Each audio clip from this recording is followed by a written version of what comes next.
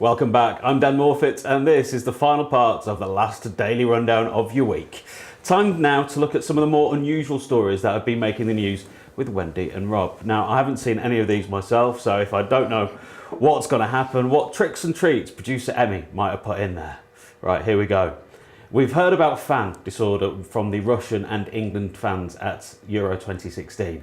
We are sad to say that now the Welsh are in trouble too. This photo is disgraceful. Please do not film us. Our wives thinks we're fishing in West Wales. Gentlemen, you've let them down. Although, I've just spotted something about this. That's not from Euro 2016. That's from the World Cup from last year. So, I think I now have to get Emmy into trouble. I think we have to press the button. We have to press the Lion King button. Yeah.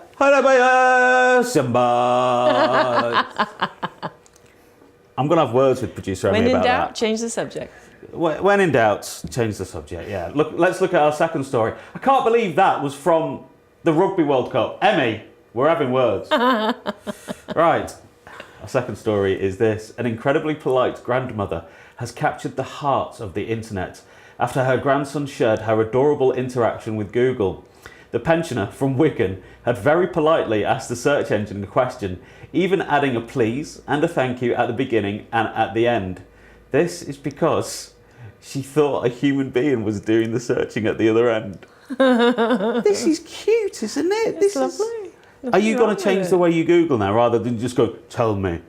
Yeah. Please. I'm just amazed he was a polite person from Wigan. No joking, it's a lovely place. You're going to get in trouble. And a grandma on the internet. Rob, we go out in Wigan. Oh, do it. People I in don't. Wigan. Not anymore. Wigan's nice.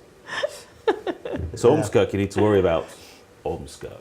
A lot of people would find it, like, they'd try and minimize how much they type. So she must have known how to type as well. But I think she was typing out full questions as well. Yeah. What happens on every third Tuesday of April because of the bins going out? Yeah. Can you tell me this, please, Google? I think it's quite nice that she thought there was a lovely. human Yeah. at the other side.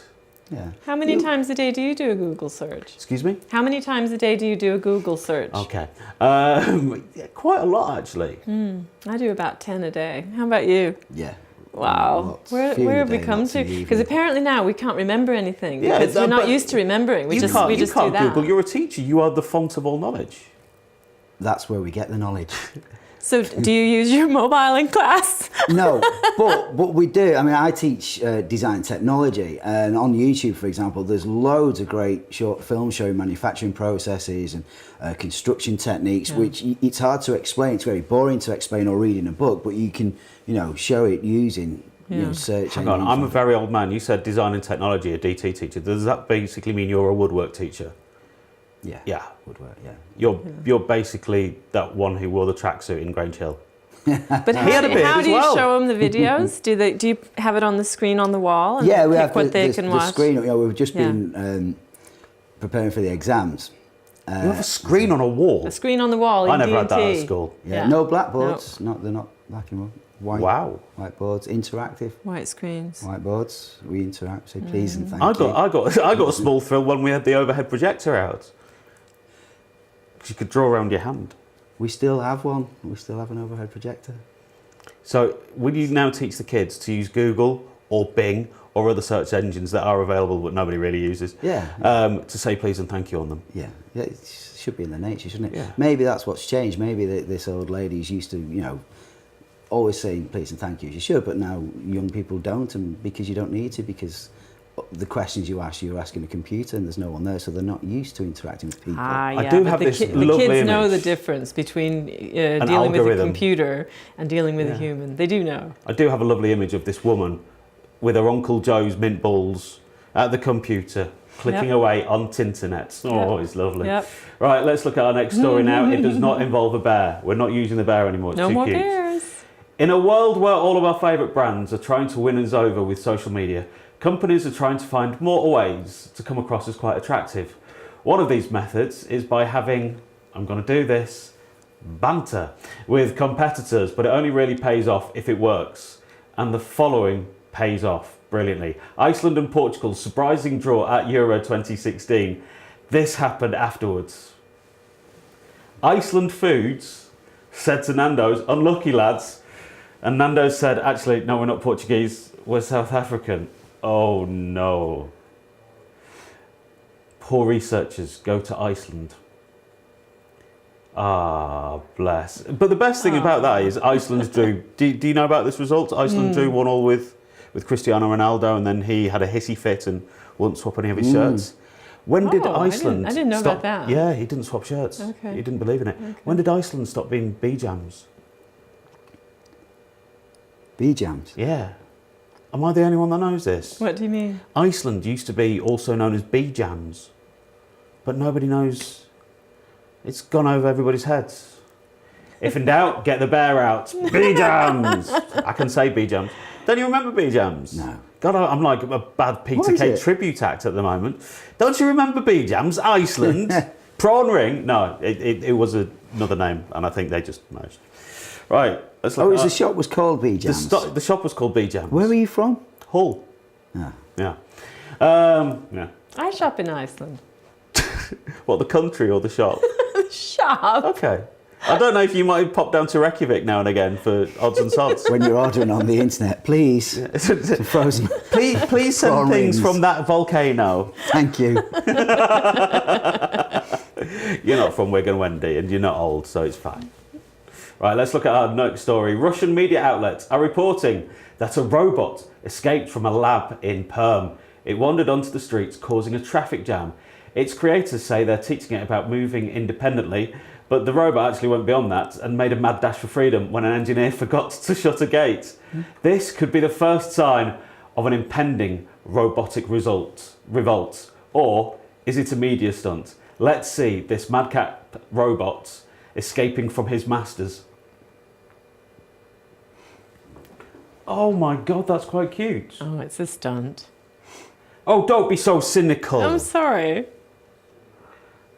Look at it. It's got a face and everything. Yeah, they filmed the whole thing. I think it heard it's going to be going up in space instead of men, so it's made a run for it. Doesn't want to go up to space. Do you think Tim Peake's going, just keep him in? Keep him in. I want to stay on this Yeah. space minute. Oh.